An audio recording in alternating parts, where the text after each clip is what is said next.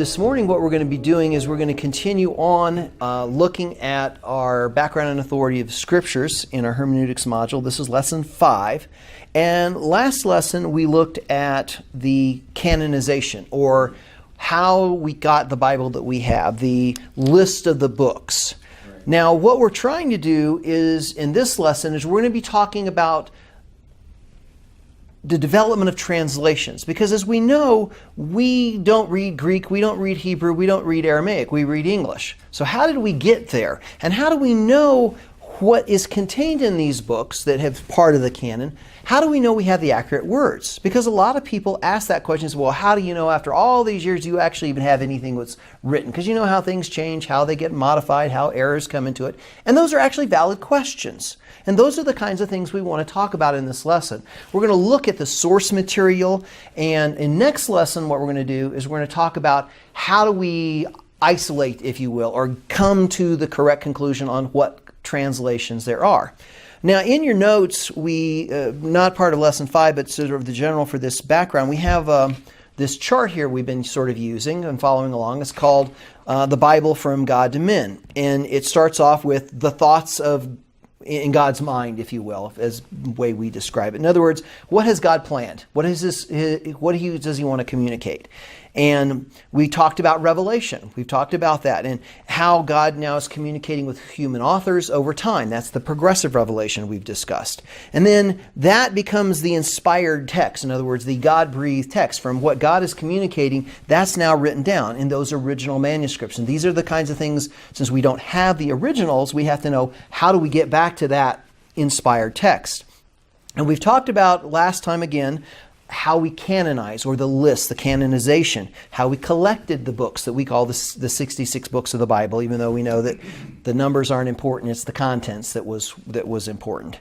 And now, next lesson we're going to talk about textual criticism and some of the modern translations. But right now what we're going to get to is how do we get the content of these books in their original languages, and then how did we get to some English translations? Again, we're being English-centric here because we speak English.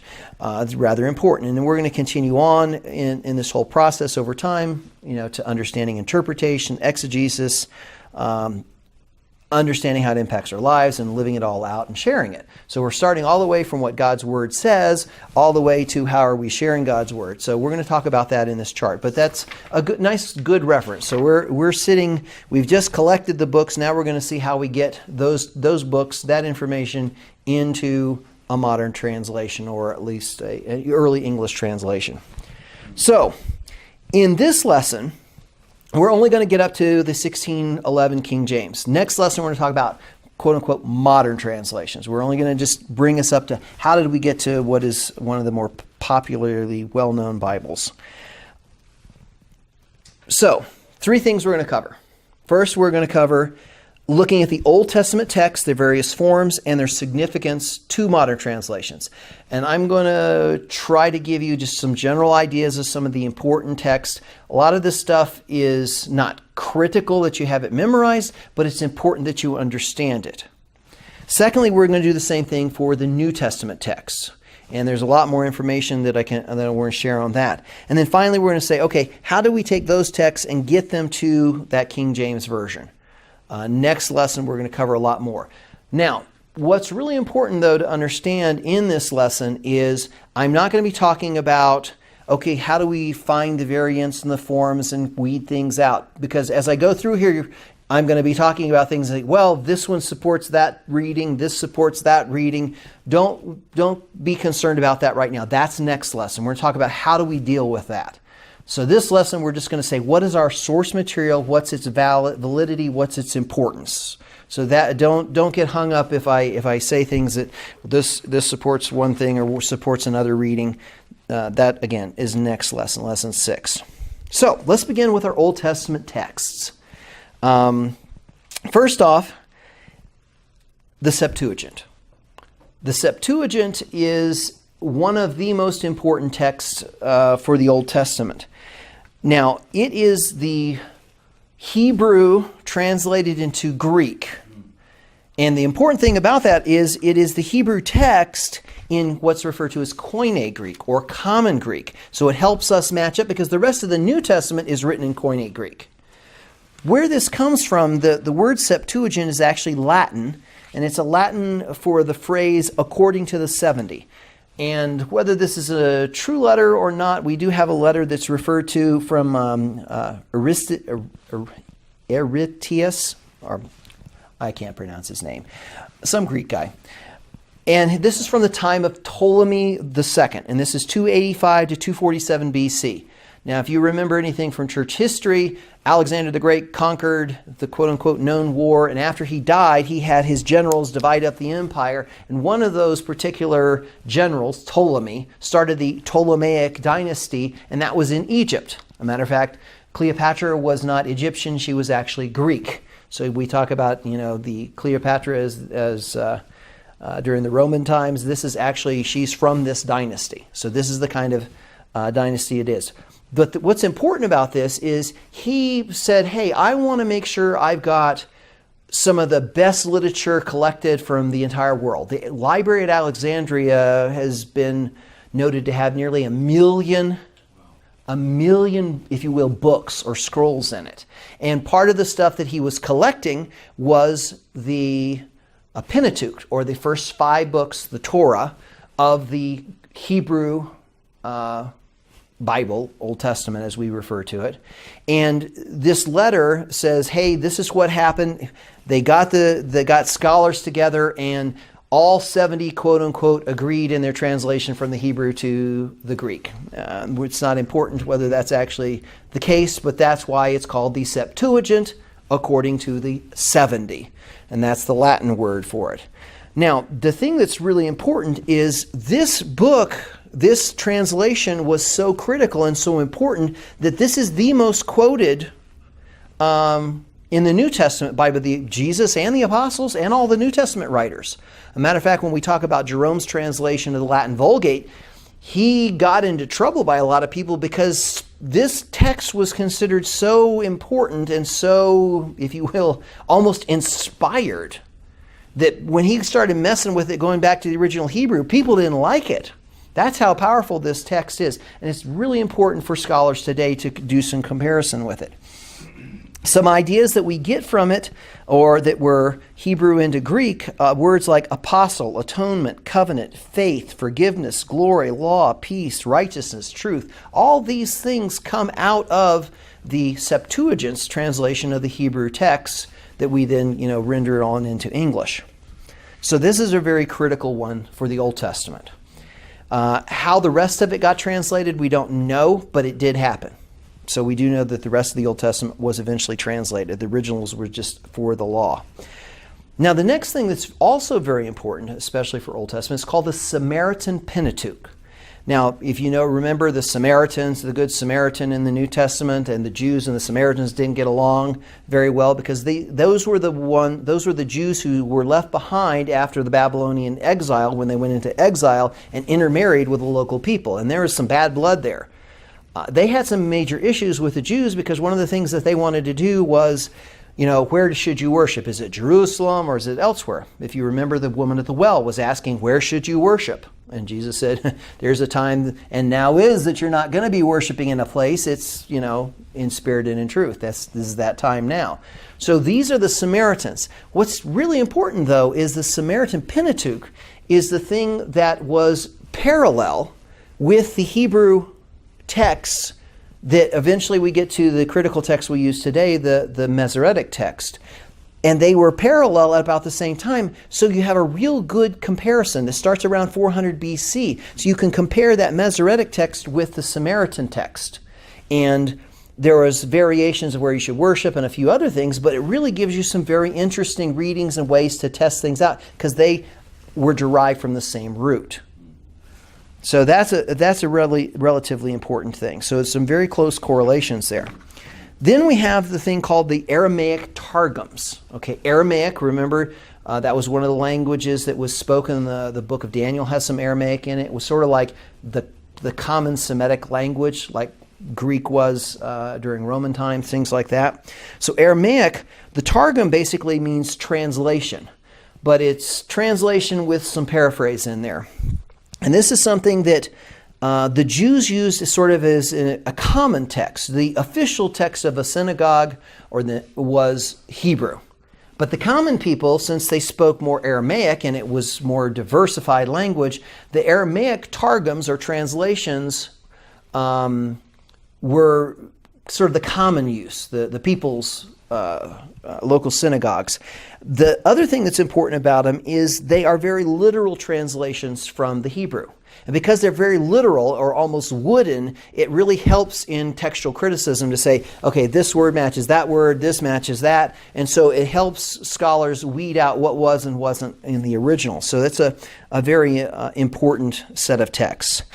They did do some paraphrasing, but that was typically associated when they used the word for the name of God or associated with God because they didn't want to say his name. It was so reverent, so they paraphrased things in those areas. So those, again, Aramaic Targums, those are important. Then we have another set of texts called the Syriac Peshitta, and these basically are Eastern Aramaic. Syriac is basically an Eastern variant or dialect or whatever you want to call it of Aramaic. So these were also similar to the Targums, and they basically have the idea that they're very simple. That's what Peshitta means. It means simple. And so these things, again, are very helpful because they were very simple translations. There was no embellishment. There was no sophistication to them. They were just like bang, bang, bang, bang. Again, if you're going to want to make sure you get back to the original text, a simple translation is going to be more probable to tell you what the original was versus an embellished or an amplified translation. So these guys were very helpful in this translation process also. Then we get the Latin Vulgate. And again, this is something that was done by Jerome, and he did this translation between 390 and 405 AD.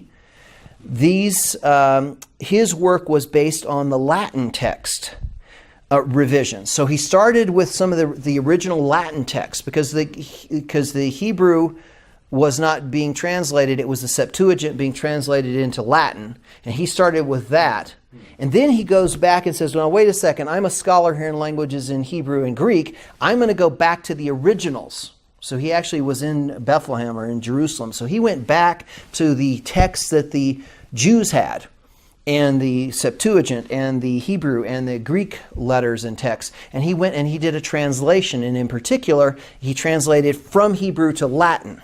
So again, he starts with the Septuagint Latin, but then he goes back to the Hebrew Latin. And again, that's what got him into trouble with a lot of people. They didn't like it. That becomes the basic Latin text in the Western Church for quite a long time, like multiple thousand years. Not multiple thousand years, but over 1,000 years. Now there's some updates and redos that go along with that. But again, this is a very important text. We're going to talk a little bit more about that later. Now, the text that we use today, the Hebrew text that we use today for critical, what they call critical text. In other words, this is what we're going to use as our basis for translating into modern languages, is referred to as the Masoretic texts. And these have a very long scribal tradition dating back to the 6th century or the 500s. And they had, it's fascinating if you go and study the copying techniques these guys had. They broke up the page and they divided it, and they had numbers of letters and columns, and they counted, and they knew how many letters were from this side and that side and what the center letter had to be. Talk about making sure you copied it correctly. These guys were, talk about nitpicking decimal place guys, which is good because they were really, really, really, really good at it. And therefore, these texts are the ones that we have as sort of the Hebrew texts. They also introduced what's referred to as vowel points, which aided in pronunciation, because over time, how things get pronounced, you can lose the pronunciation, especially the way Hebrew is. It's got such variation. You can look at it, say, okay, how was that pronounced? And that's going to change the meaning of the word, which changes the meaning of what's going on. So they tried to help that out with vowel points. Some people like that, some people don't, but they introduced that. The downside, though, to the Masoretic texts is they were considered so flawless And God's word was so holy, when you got a worn out text, instead of just, dumping in trash piles like we're going to find out that a lot of other texts are discovered because they were thrown at, dug up in trash dumps, these guys basically destroyed them. So you have something way back early. The earliest, in the 6th century, the earliest texts we have come from the 9th century, right around 900, 800, 900, 1000. And that becomes a problem because you're like, wow, I'm 1,000 years away from even the New Testament times.